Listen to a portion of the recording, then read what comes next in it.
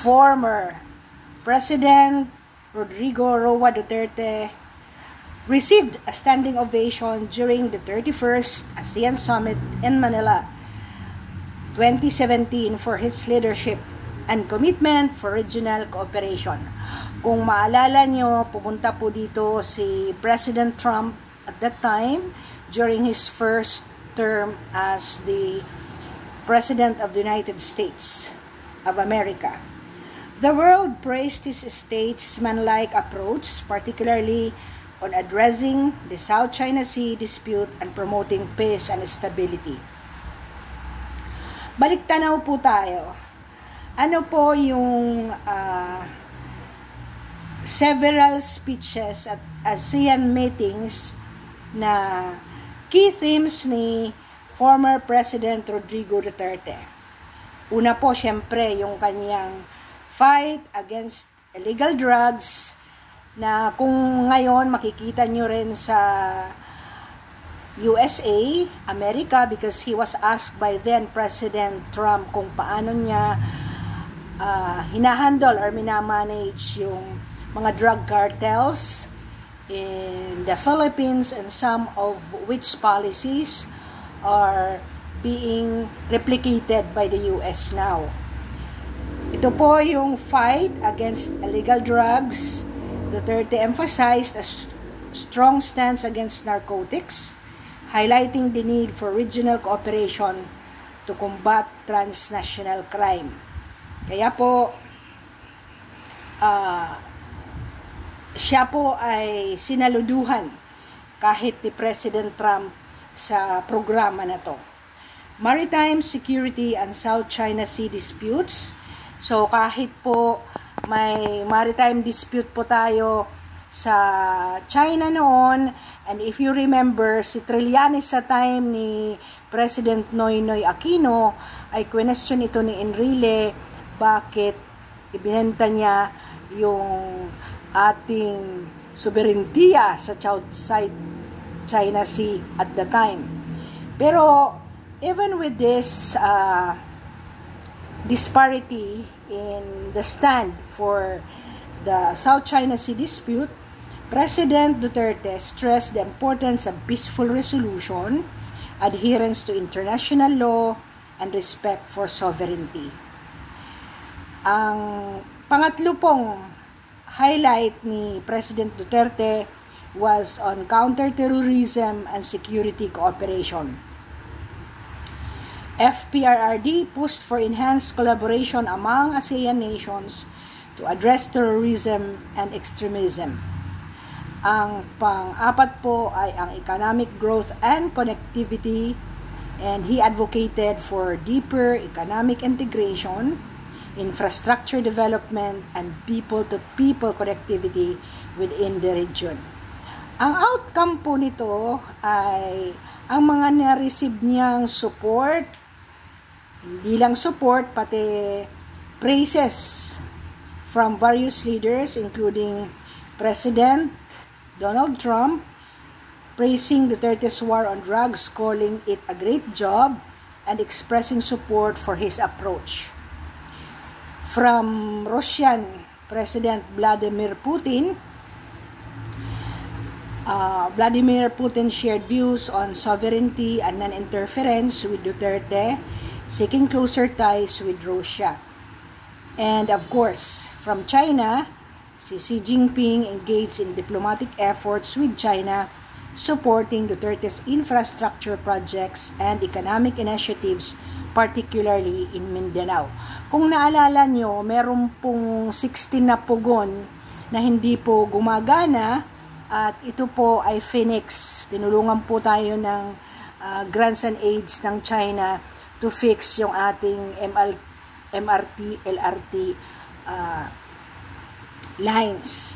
So, these leaders appreciated Duterte's assertive stance on national issues, his strong leadership on domestic and regional challenges, pragmatic diplomacy, balancing relationship with major powers while prioritizing Philippine interests, and of course, anti-drug policies aligning with some global leaders' tough on-crime approaches.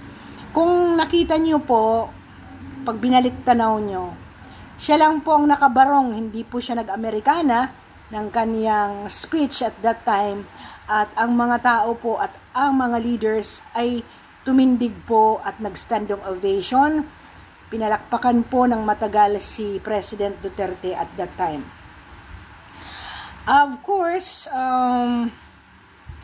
nakita rin nyo rin na yung Canadian Prime Minister at the time, si Trudeau, ay may negative na sinabi kay President Duterte, at because of that, ay nagalit si President Duterte at pinakuha po ang mga garbage na binabasura po natin nila sa ating bayan. At during the time of Noynoy, tunito-niladang mga basura ang inilalagay ng Canada sa atin. So during the time of President Duterte, after the ASEAN Summit, pinatanggal niya po ang mga basura ng Canada at that time.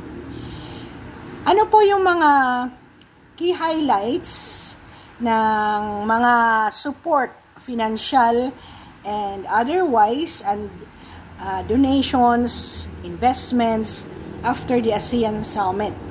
Of course, number 1 po ang China, who committed to invest in Philippines build infrastructure program with projects like bridges and railways. Kung nakikita po nyo sa pangalawang termino ni President Trump, ang pangalan naman ni President Trump replicating this program was Build, Baby Build, Drill, Baby Drill. So, ito po yung mga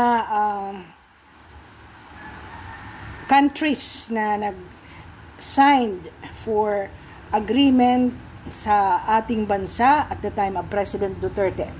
Japan signed agreements to reduce tariff and non-tariff barriers, promoting trade and investment. Of course, US expressed support to Duterte's war on drugs with potential cooperation on counter-terrorism and security.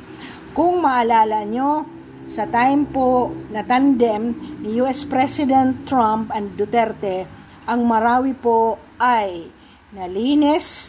Ang paglilinis po ng mga drugs at factory sa Marawi ay na-zero in ang insurgency, na doon po nakakubli ang mga terorista sa paggagawa din ng mga drugs, ay nabuwag po sa tulong po ng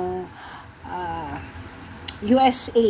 Pati yung high-valued terrorist ay namatay sa tulong po ni US President Trump. Ito nga po, nung pumunta si Marcos Jr. ng Makalawa, ay ipinagyabang po ito ni US President Trump na sa kaniyang panungkulan po, siya ay tumulong kay President Duterte to fight terrorism in the Philippines. At ang number 1 world terrorist ay napatay po sa Marawi. So, ang Russia shared views on sovereignty and non-interference with potential cooperation sa energy and defense also.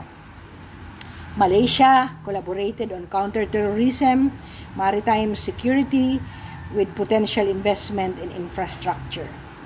So, ang mga key agreements po na conclude sa time ni President Duterte ay ASEAN Declaration on the role of civil service as a catalyst for achieving the ASEAN Community Vision 2025, Manila Declaration to counter the rise of radicalization and violent extremism, ASEAN Consensus on the protection and promotion of the rights of migrant workers, ASEAN-China Joint Statement on comprehensively strengthening effective anti-corruption cooperation. Ang mga notable years and events include the following 3 significant years. In 2016, Duterte addressed the maritime issue with China through a non-adversarial approach. In 2017, ASEAN Summit in Manila with significant agreements and declarations.